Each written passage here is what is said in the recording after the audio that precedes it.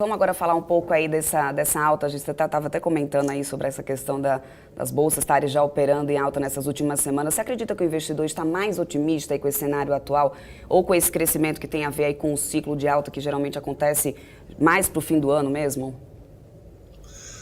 Sim, a questão do fim do ano acaba sendo meio que uma profecia autorrealizável na maior parte dos mercados. Quer dizer, bastante comum, não só no Brasil, mas no mundo todo, que a gente tenha uma alta nos últimos meses do ano e no começo do ano seguinte. E é aquela coisa, gera uma expectativa, então as pessoas acabam indo para o mercado.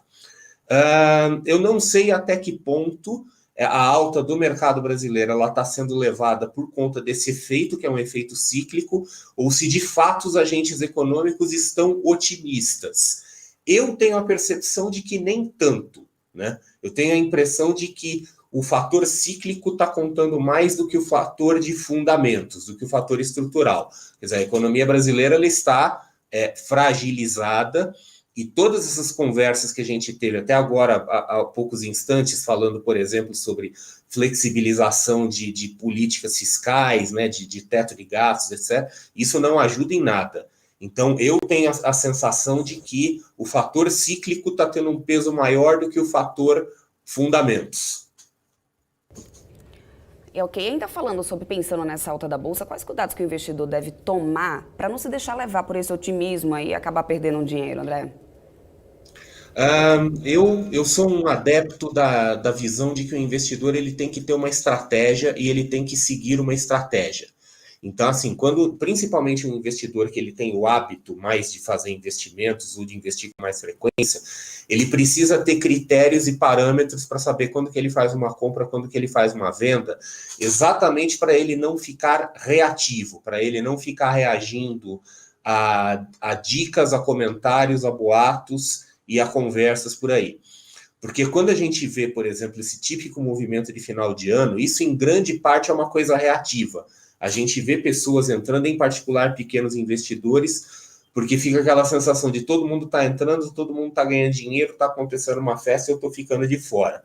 Eventualmente está certo, né? Porque eventualmente você pega aí um movimento de mercado mais consistente e consegue ter ganhos. Mas quando não se tem uma estratégia de investimento, isso acaba sendo mais sorte do que qualquer outra coisa. Então, assim, para aqueles investidores, principalmente aqueles que estão planejando seus investimentos de 2021, eu, pessoalmente, eu estou esperando 2021 como um ano que não vai ser um ano fácil, a despeito de vacina, a despeito de qualquer coisa que possa acontecer, mas 2021 a gente pode começar a ver efeitos na economia real de coisas que aconteceram em 2020 que a gente ainda não viu. Né? Quer dizer, tem coisa incubada dentro da economia real que ainda não mostrou as caras, que está mascarada por conta dessa euforia com o mercado financeiro e que pode aparecer em 2021. Então, eu acho que 2021, não estou esperando nenhuma grande catástrofe no mercado financeiro, mas acho que o investidor precisa ter uma postura um pouco mais defensiva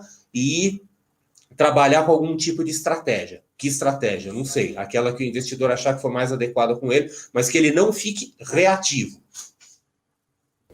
Eu vou trazer agora o André, eu vou trazer o Marco aqui para nossa conversa, para poder a gente falar um pouquinho. O Marco, ele sempre tem aí uma opinião mais de meio copo cheio, né? Sempre mais otimista. O que você acha? O André estava dizendo aqui que ele acredita que realmente 2021 não vai ser um ano ainda muito fácil. Marco, e você? O que você acha?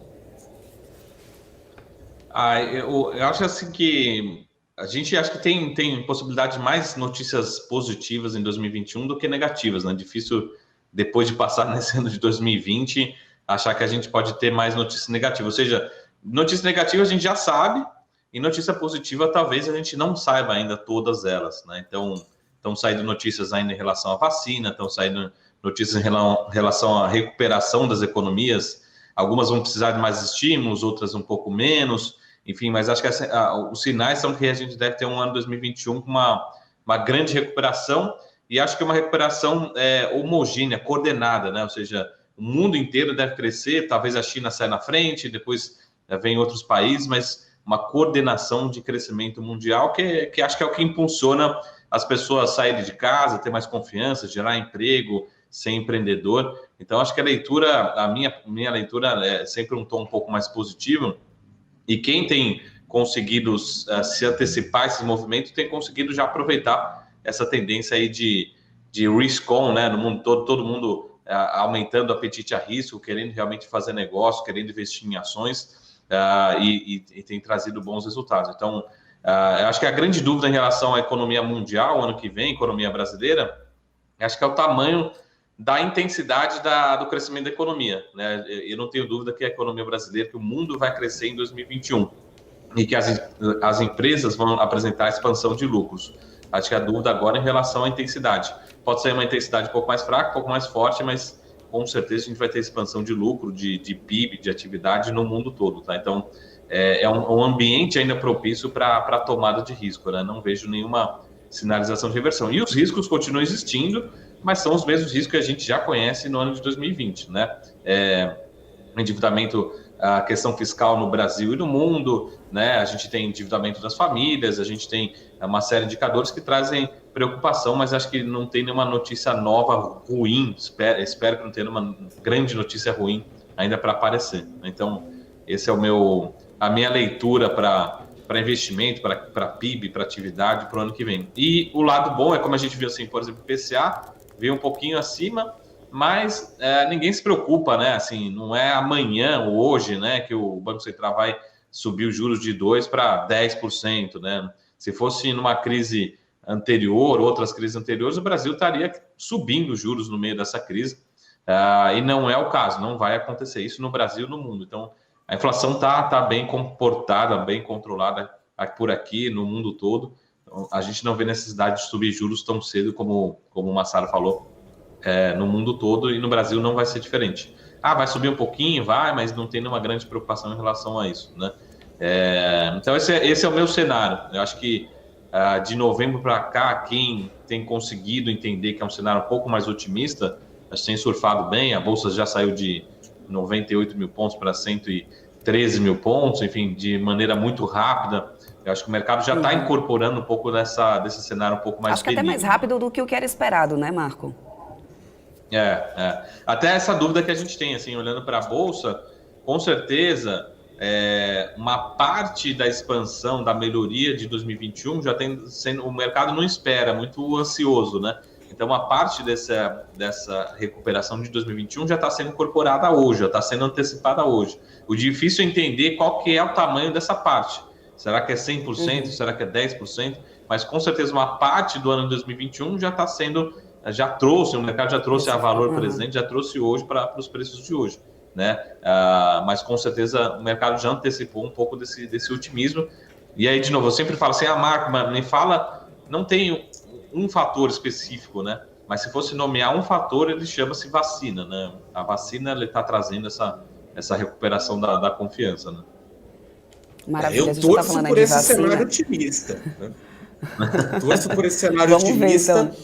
Ver, então. Só fico alerta para aquela coisa assim, quando a gente fala de investidores, é importante que investidores eles estejam atentos ao seu gerenciamento de risco e cuidado, porque o clima de otimismo ele pode muito facilmente virar um clima de euforia. Eu acho que esse que é o grande problema. Sim. O pessoal começa a ficar muito entusiasmado e relaxa no gerenciamento de risco e acaba depois ficando desapontado, né? Exceto por isso, eu acho que, assim, também, apesar do meu cenário não ser tão otimista, mas não estou vendo, assim, não vejo nenhuma grande trombada pela frente.